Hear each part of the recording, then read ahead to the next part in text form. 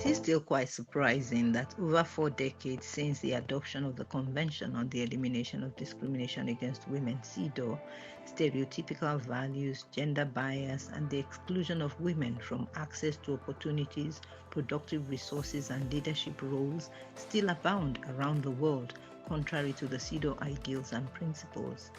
Despite increased literature, data, and evidence on the added value of women's perspectives, their socioeconomic, technical, and political contributions remain grossly underutilized.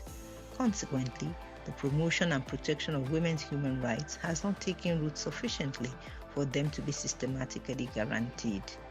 Notwithstanding the existence of constitutional provisions on equality regardless of sex, establishment of national institutions, agencies, desks, and focal points, as well as a plethora of frameworks, policies, tools, and instruments, gender disparities remain, and inclusive systems that promote good governance and sustainable development are lacking.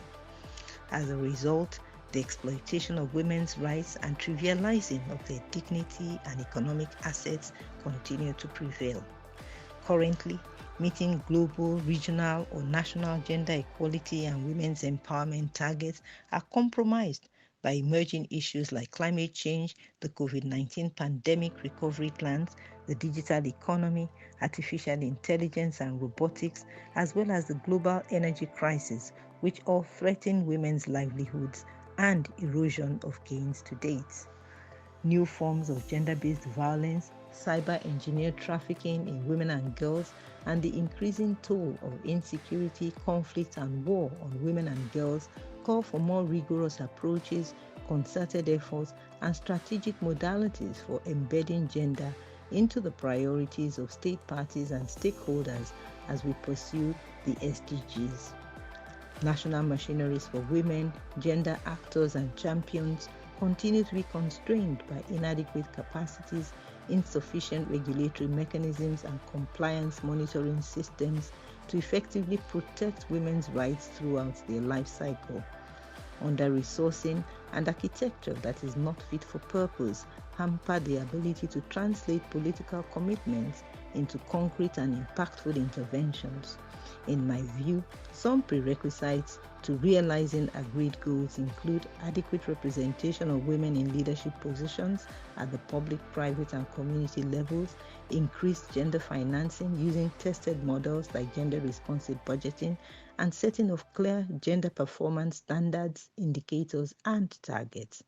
That is why I'm offering my wide-ranging skills, competencies, and pragmatic experience from global to local to enrich the work of the CEDAW committee and deepen work with state parties, civil society groups, and human rights treaty bodies to achieve more substantive results, particularly with regards to Articles 3, 4, 13, and 14.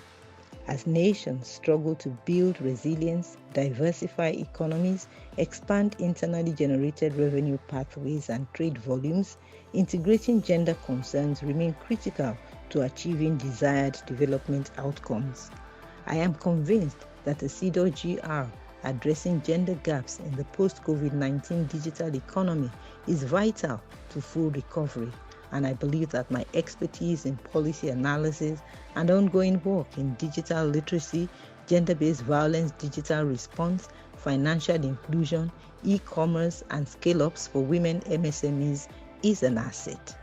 Thank you for giving me the opportunity to contribute to building a dynamic, inclusive digital world free of discrimination.